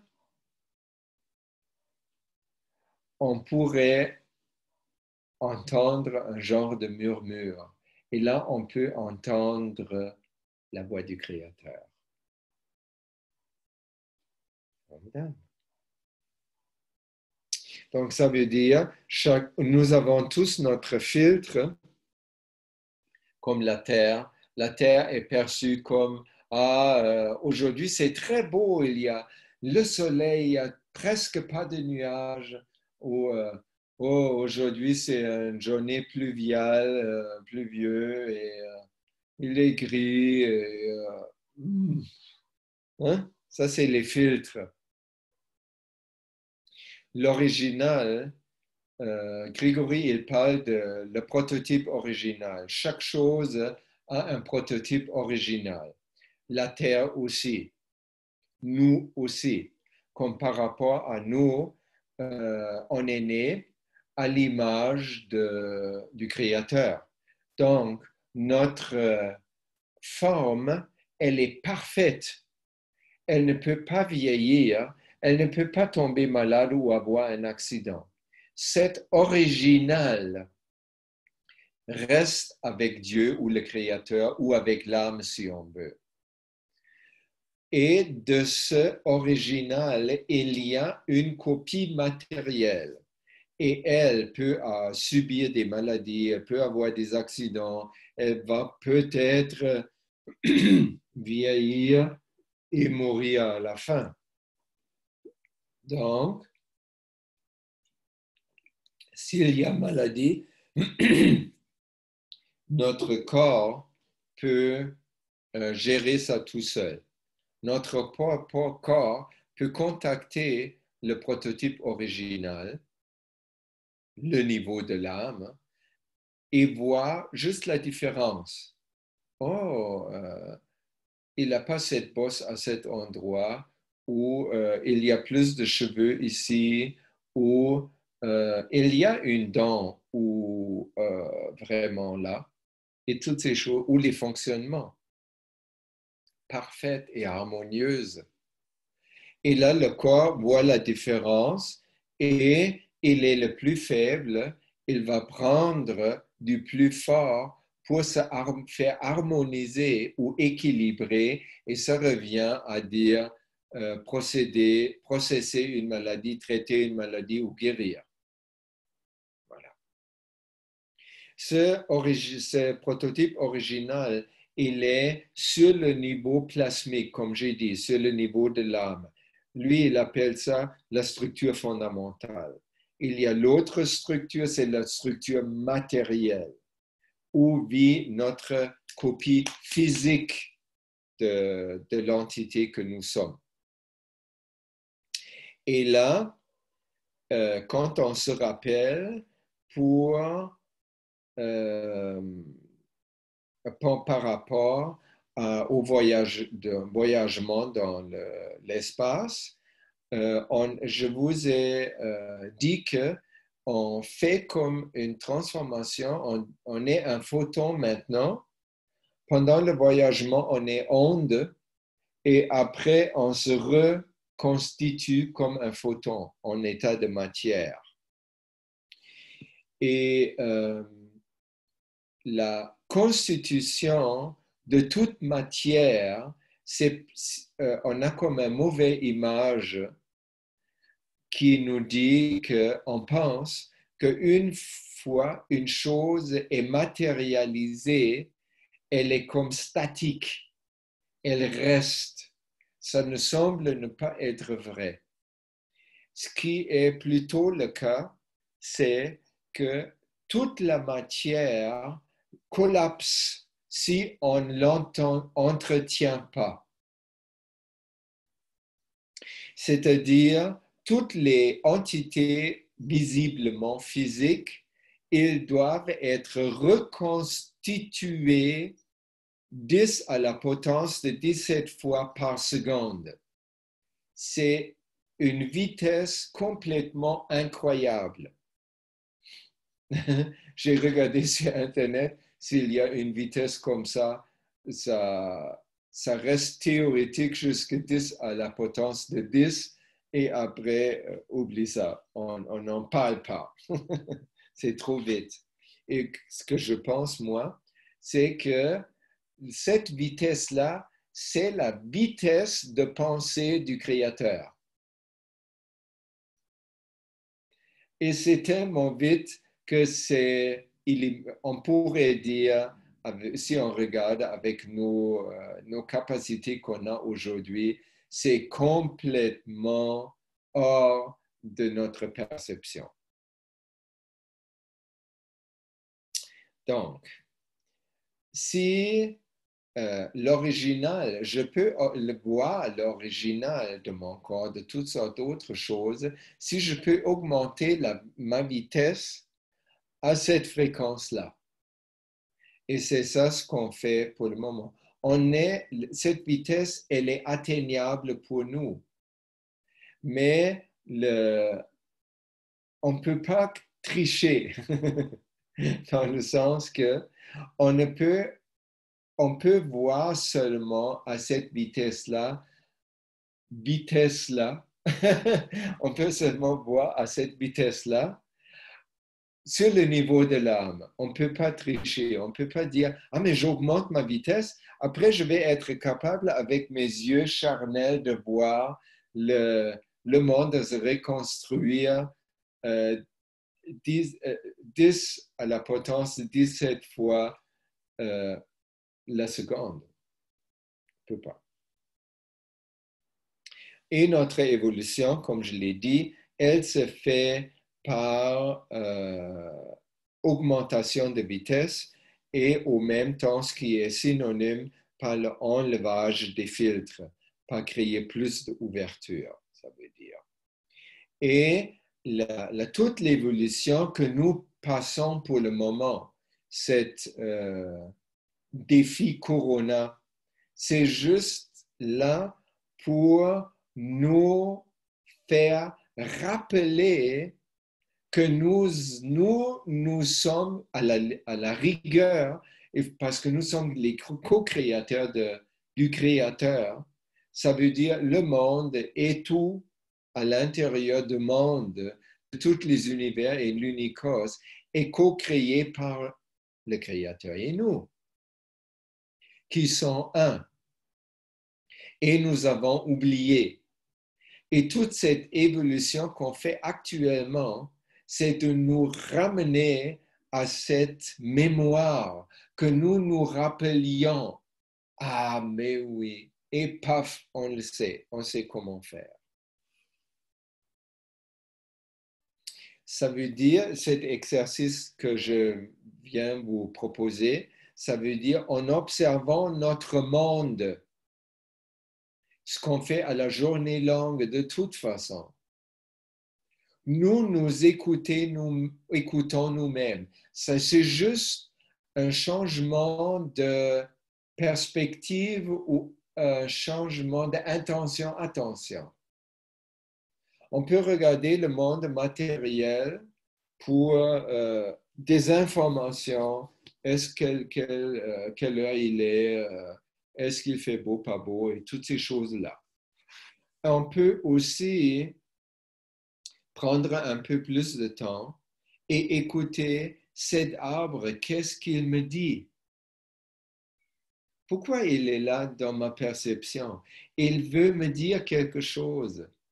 Et quand nous utilisons notre monde visuel, matériel, pour comprendre les messages que notre âme et le Créateur vont nous faire, et M. Kesh, on va plus les comprendre. Comme ça, tranquillement, on va se rendre à l'état où le monde est devenu une extension perçue de nous-mêmes, qui nous soutient dans notre évolution.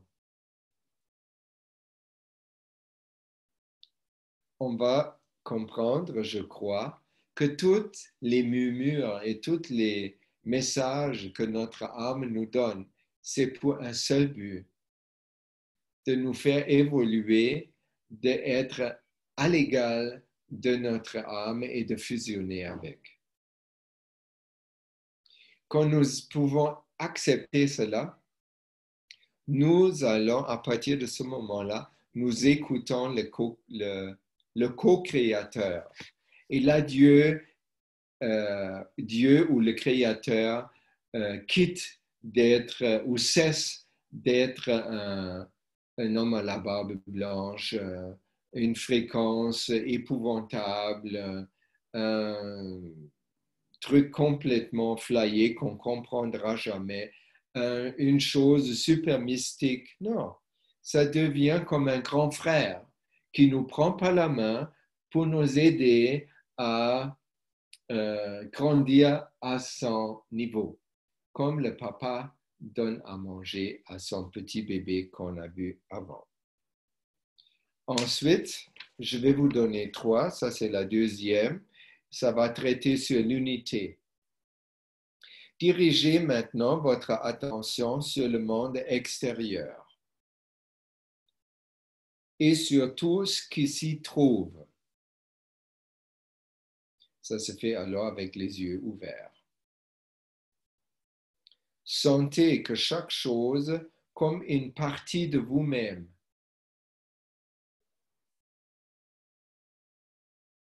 Un pot de fleurs, c'est plus facile avec les choses vivantes. Après, ça peut être la porte, l'armoire. L'armoire est une partie de moi. Qu'est-ce qu'il me dit?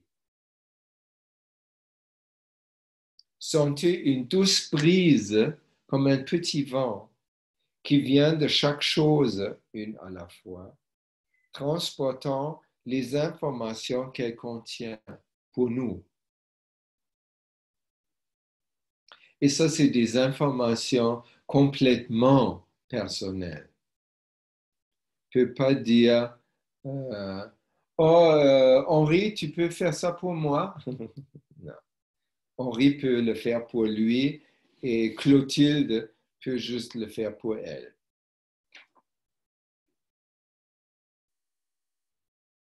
Hein? Toutes ces choses-là, comme le paysage que vous voyez quand vous regardez à travers votre fenêtre, toutes ces formes et ces nuances de couleurs et tout ça, c'est là en soi, mais c'est aussi là pour nous.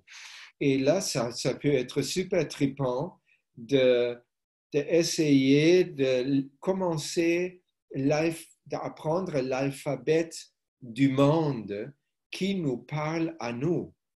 Ça va être un alphabet vivant. Alors, si on comprend que chaque chose est une partie de nous, on voit l'harmonie qui émane de la création, qui est comme intrinsèque à la création. Et cette unité est créée comme tout est créé. Le Créateur, en co-création avec nous, a créé tout ce qui est par un élan d'amour. Et parce que nous sommes les co-créateurs, tout est à notre image aussi. Et ça continue à l'être. Même les choses qui sont loin d'être parfaites sont co-créées par nous.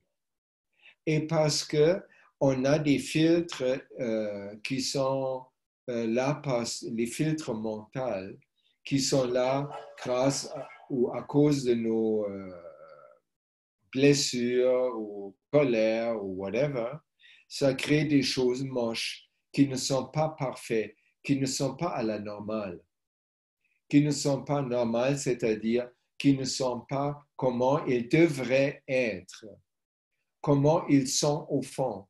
Ils ne sont pas égales à leur prototype original. Et là, on peut faire un peu de travail d'harmoniser ça, d'amener les choses qu'on n'aime pas tout à fait à leur prototype original, c'est-à-dire de les rendre complètement parfaits. Et ça se fait par un élan d'amour de cette façon aussi. Et ça fait que toutes les choses, on ressent l'interconnexion avec tout. Et là, on comprend que nous, quand on dit « nous sommes faits à l'image », nous sommes tous des êtres humains, mais nous sommes tous uniques. Nous ne sommes pas des poupées fabriquées dans une chaîne d'assemblage. Nous sommes des individus complètement incomparables. Et de cette façon, nous faisons partie d'un organisme universel qui est complètement magnifique et d'une complexité qu'on ne peut même pas imaginer. Il faut voir pour croire, mais voir avec l'âme, on se comprend. Nous faisons partie de cet organisme et en même temps, nous sommes complètement indépendants.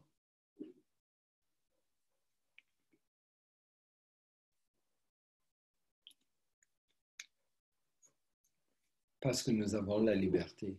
Parce que qu'est-ce qui est le plaisir pour moi en ce moment? Le plus grand plaisir, c'est pas la même chose pour Joël, c'est pas la même chose pour Sylviane ou Christiane ou Catherine ou Ram, Mansour. Un autre exemple amené par M. Kesh dans le jeudi passé, c'est du Gans congelé. Là, vous voyez les liens. Il a même fait, il a dit, OK, ça c'est un Gans qui est congelé dans un congélateur, mais ça représente les liens de notre âme. Vous voyez tout autour d'élément central qui est le Gans. Vous voyez des lignes blanches. Vous voyez des lignes qui vont vers en bas dans une ellipse bleue et vous voyez des lignes blanches. Les lignes blanches, c'est nos connexions avec tous les autres éléments dans la création. C'est un nombre infini de connexions. Et ça, on suit une ligne comme ça et on va retrouver de l'autre bout notre mère et on va retrouver notre grand-père qui est déjà mort. On va retrouver une odeur qui existait dans notre enfance, un parfum. On va retrouver l'autre bout, une étoile au fin fond de l'univers. Ça, c'est le lien entre tous les éléments. Les lignes en bas, c'est les liens de l'élément là, comme notre âme, avec l'environnement dans lequel nous trouvons, c'est-à-dire la Terre.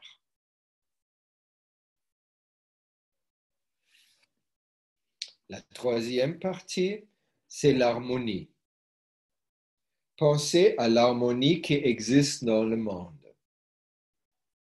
Vous pouvez aussi voir la pollution, vous permettre de voir la pollution, de voir les choses qui désagrègent, de voir ça, mais vous allez voir, permettez-vous également de voir une plante, un nuage parfait, un soleil parfait.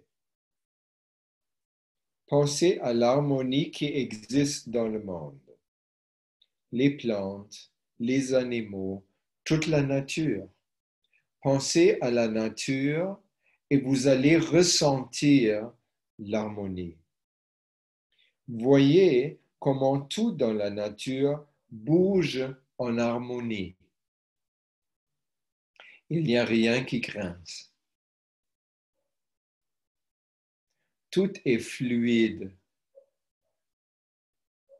Maintenant, connectez-vous à cette harmonie, aimez-la et ressentez la relation intime que vous lie à elle.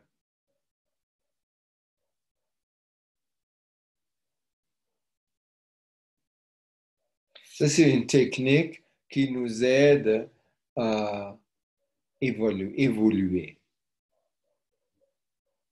Donc, quand on voit, on peut aussi se rappeler, quand on voit le monde physique oscille à 10 à la potence 17 fois la seconde entre onde et photon.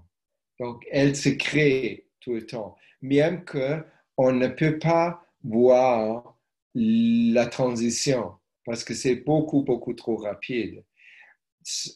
Une fois on a compris que ça fonctionne comme ça, on sait que même si on dit chaque corps, chaque élément matériel peut être amélioré ou changé à chaque instant. Et un instant, c'est aussi court que 10 à la potence 17. Donc, qu'est-ce que ça veut dire? Ça veut dire en réalité, pas réalité matérielle, mais en réalité réelle, il n'y a pas de forme. Il n'y a pas de séparation. Donc, s'il n'y a pas d'espace, il y a juste une singularité. Et encore, il n'y a pas de séparation. S'il n'y a pas de temps, tout se passe simultanément. C'est-à-dire, il n'y a pas de continuité. S'il y a une continuité réelle, on ne peut pas la refaire. Si un organisme vivant se meurt et c'est un processus de continuité, on ne peut pas le réanimer.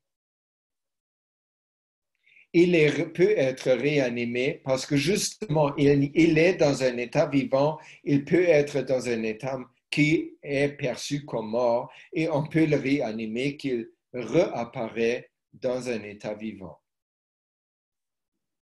Ça, c'est science du plasma élevé, on dirait. Et avec tout, on peut sentir une harmonie. Et ça va dans les deux sens. Quand nous, on ressent, comme dans l'exercice que je viens de faire avec vous, on ressent l'harmonie à l'extérieur de nous et on s'imbibe avec ça, ça va augmenter l'harmonie à l'intérieur de nous. Ça va augmenter le taux d'amour. Ça va augmenter la vitesse de pensée en nous. Si on voit à l'extérieur de nous quelque chose de non harmonieux, deux chiens qui se bagarrent ou deux êtres humains qui se bagarrent finalement, ou nous on se bagarre avec quelqu'un, on peut projeter notre harmonie qui existe au même temps. On peut être fâché et en désaccord comme on voudrait.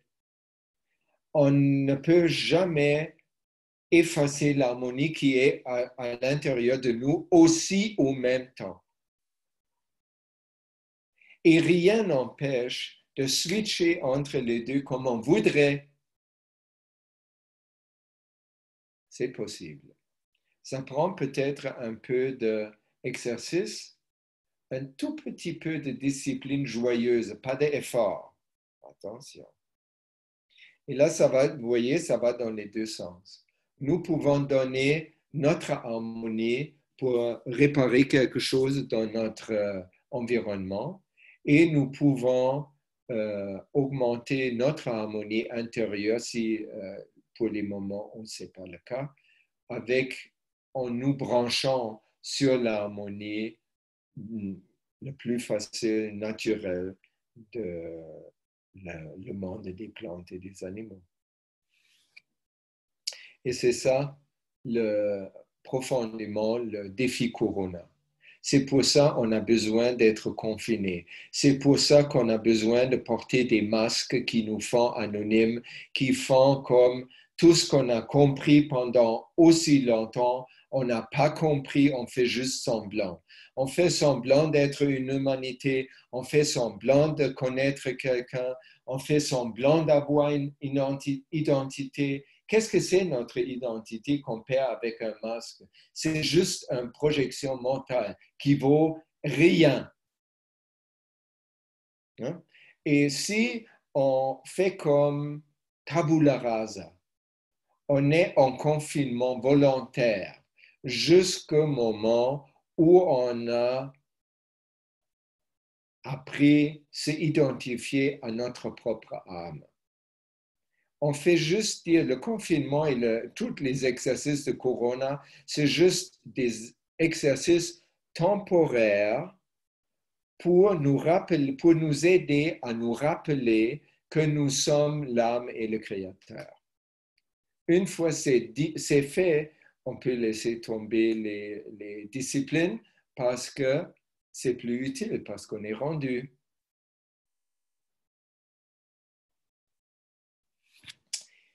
Voilà, mes amis, j'ai tout multiplié ce que je pouvais pour vous aujourd'hui et pour nous, parce que ce n'est pas vous seulement qui m'écoute, je m'écoute aussi et pendant que je parle, j'apprends. Donc, je vous remercie beaucoup de votre amour et attention et je vous laisse le microphone pour vos commentaires et questions. Merci. Merci beaucoup, Aviram.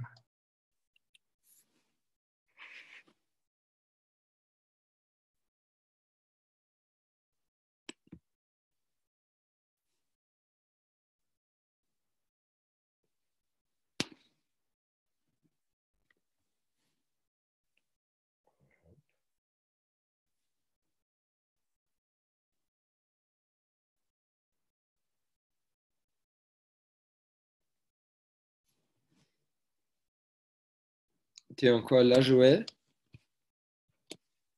Oui, je suis là. Je suis là. Je te remercie 1000 fois pour ce que tu as fait encore ce soir. Parce que on voit que tout le monde converge dans la même direction. C'est sympa. D'avoir mis d'autres personnages dans la famille. Oui. Merci Aviram. Merci beaucoup. Ces poésies, c'était très, très beau.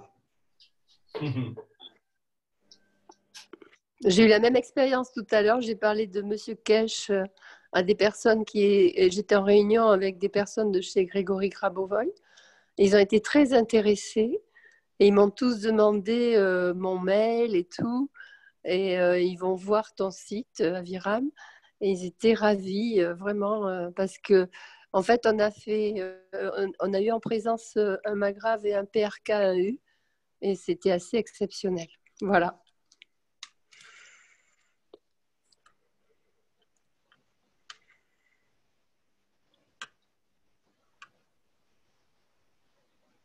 Ah oui, je crois aujourd'hui, il y a un webinaire avec Hélène exactement en même temps.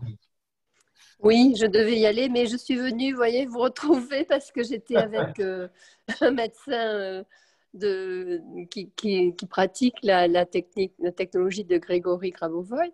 Et je suis venue aussitôt après et j'ai trouvé ça c'est amusant parce que il venait juste de me demander des renseignements sur ce qui se passait avec la technologie de Monsieur Kesh. Et il y a eu un partage comme ça. Et quand je suis arrivée, tu as parlé de Grégory Grabovoy. Alors donc, c'est très, très intéressant, cette synchronicité, quoi. Voilà.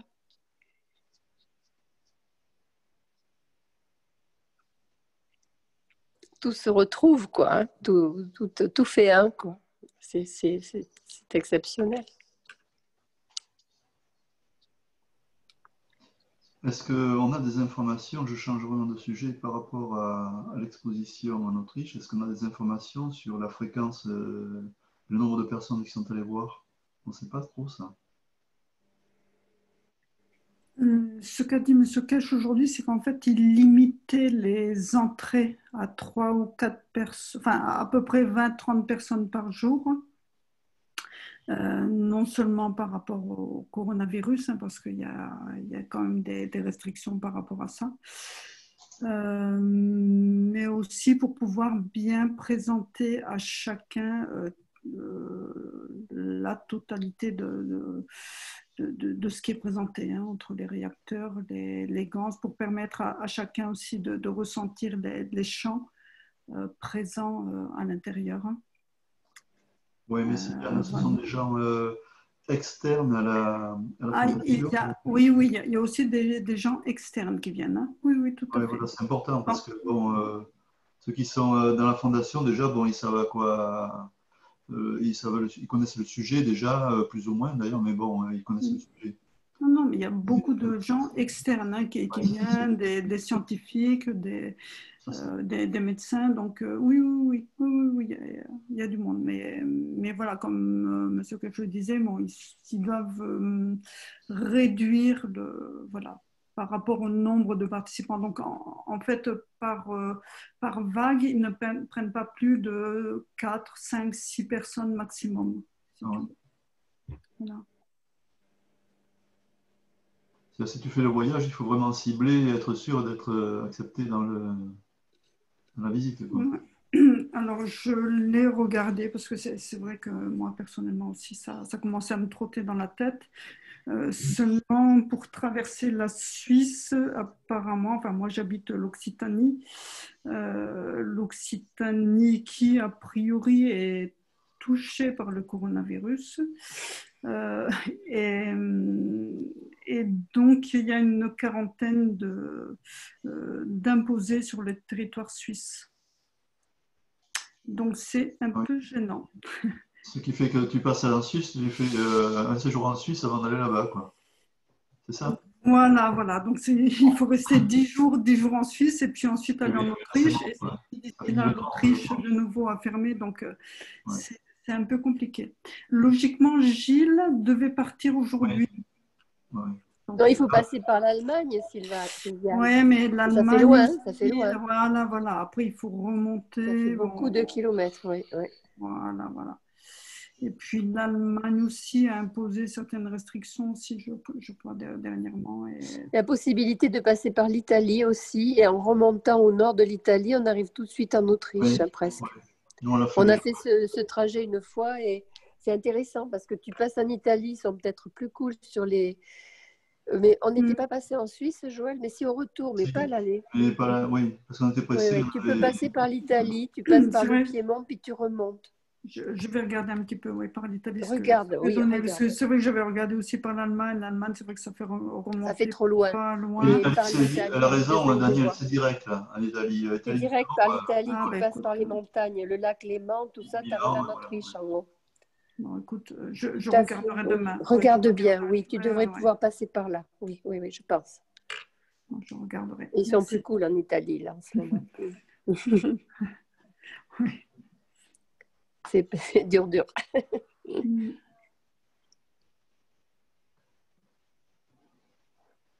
Aviram, à propos des personnages surdoués que tu nous as présentés, Grégory Grabovoy m'a impressionné il y a quelques années et je me souviens même d'avoir posé la question à M. Kech s'il le connaissait. La réponse était non, c'est négative. Alors, il y en a un autre qui serait intéressant de voir, c'est Nassim Haramein, qui est d'origine justement iranienne, mais qui vit aux États-Unis. Nassim Haramein prévoit des voyages à des vitesses qui transcendent la vitesse de la lumière en utilisant ce qu'il appelle les singularités, qui est évidemment une notion qui n'est pas évidente à maîtriser. Voilà, donc je voulais ajouter ce nom de Nassim Haramein pour ceux qui ne le connaissent pas.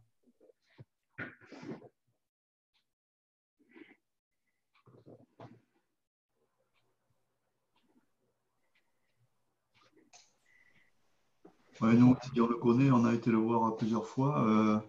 Bon, par rapport à M. Grabovoy et encore moins par rapport à M. Kech, il est pas très, il est très bien, hein, du reste. Il fait un bon show et tout, mais il est loin de nous parce que c'est un physicien de haute volée et il ne peut pas s'empêcher de mettre des formules partout et Et finalement, le suivre dans toutes ces pérégrinations, c'est pas évident pour tout un chacun, je pense. Voilà. Mais bon, c'est un personnage qui est respectable, il n'y a aucun problème là-dessus. C'est vrai qu'il est plus près de la théorie des cordes, tout ce qui s'est fait en physique, même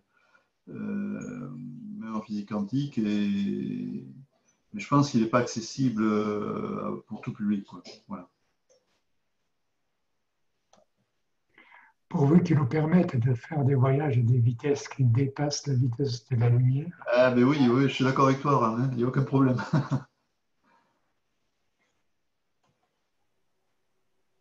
J'aimerais revenir sur le début de l'enseignement, en fait, sur le ressenti des gans. Moi, j'ai fait une expérience assez singulière il y a quelques années. En fait, c'était mon premier stage de radiesthésie que je faisais à l'époque avec en fait, Luc, certains le connaissent. Et donc, on était une dizaine de personnes. Et à un moment, en fait, Luc, il avait une baguette universelle dans ses mains. Et il me dit, tu sprays du gaz de CO2 dans la paume de tes mains et tu frottes tes mains. Alors, je l'ai frotté, sauf qu'en fait, je ne ressentais pas en fait, spécialement quelque chose. Par contre, un petit moment après, je me suis aperçu que sa baguette, plus je frottais fort les mains, plus la baguette elle battait fort. Et en fait, après je me suis arrêté, la baguette s'est arrêtée. Je refrottais fort les mains, la baguette refonctionnait à nouveau. Et en fait, on voit qu'il y avait une interaction de champ entre la friction du CO2 dans mes mains et Luc qui avait la baguette et qui en fait captait les champs que je générais par mes mains et le CO2. J'avais trouvé ça extraordinaire. J'ai dit là, il y a un truc à creuser aussi, quoi, au niveau des champs, au niveau des personnes, au niveau voilà, des interactions plasmatiques qu'on peut générer nous-mêmes. Donc c'est, je pense, un sujet à creuser aussi par rapport au début de l'enseignement qu'on a eu ce soir. Voilà, je voulais apporter une petite expérience perso.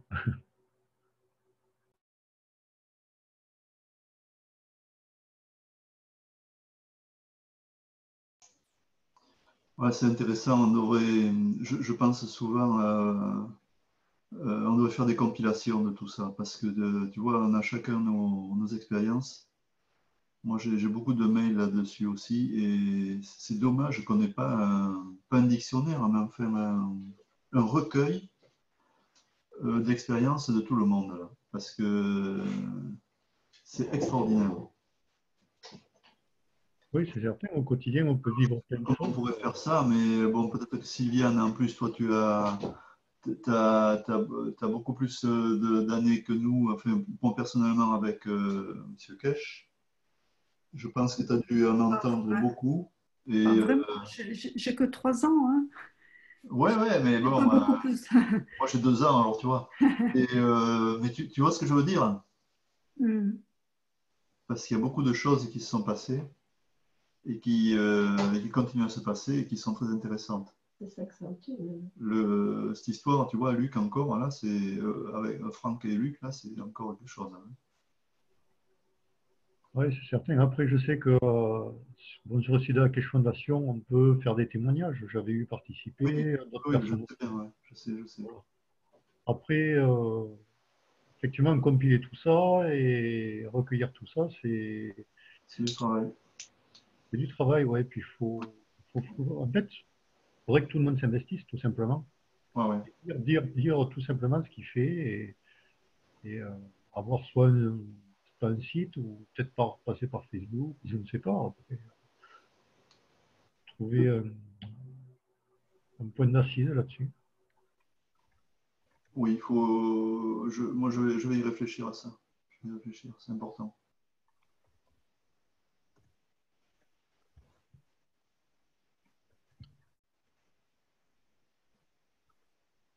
Est-ce qu'il y a des questions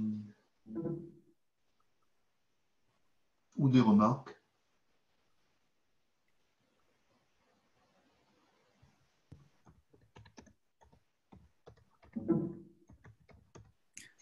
voulais juste préciser, tout à l'heure, Aviram parlait de la vision et de la force des chants. Ce que l'on peut essayer, c'est de respirer à travers les yeux. Je ne sais pas si vous l'avez déjà essayé. Je sais que personnellement, je le fais régulièrement le soir, face à la lune, face aux étoiles. Donc, on essaie de respirer, mais en utilisant ses yeux. Et c'est vrai que ça permet comment dire, de ressentir beaucoup plus de choses, parce que on y met l'émotion, bien sûr, et on sent cette connexion qui commence à se faire. Enfin, moi, je vois avec la lune, à force de pratiquer là, depuis quelque temps, je la vois différemment, je la perçois différemment, je vois beaucoup plus de choses à l'intérieur. Les rayons qui m'atteignent beaucoup plus profondément. Et c'est vrai que c'est pas trop compliqué. Il faut juste essayer, se mettre en position, enfin, voilà, à l'extérieur, détendu, et puis voilà, inspirer, mais au travers des yeux, inspirer, expirer, on a un champ magnétique gravitationnel et tout en regardant la Lune, et peu à peu, l'échange se fait de plus en plus profondément. Voilà, c'est juste une expérience que chacun peut tenter à son niveau. Sylviane, ça, tu le fais systématiquement donc la nuit, hein? Oui, le soir, là. Oui, là, le soir, avant d'aller me coucher, je m'installe pendant un quart d'heure. Je suis d'accord avec toi. Parce le matin aussi très tôt, parce que je me lève tôt, donc ouais, je le fais aussi le matin, ouais, quand la lune est face à moi. C'est que l'interface des champs magnétiques gravitationnels avec le Soleil et la Terre, là, on est de l'autre côté à ce moment-là quand c'est la nuit, hein, et on n'a pas du tout les mêmes chargements magnétiques et gravitationnels. Donc je pense que ça doit faciliter les choses aussi. Tu vois ce que je veux dire ou pas? C'est possible. Oui. Non, mais c'est pas possible. J'avais vu ça quelque part, je ne sais plus trop où, là, et parce que ça modifie complètement le fait qu'on soit dans l'obscurité, c'est-à-dire tourner complètement par rapport au soleil. On n'a pas du tout la même interface. C'est intéressant. Non, mais essayez, voilà, il faut y penser le soir, et puis bien sûr y mettre l'émotion, essayer. Bon, c'est vrai que j'ai tendance à parler, à lui parler, à essayer d'amener le. Ouais, c'est bien. Super.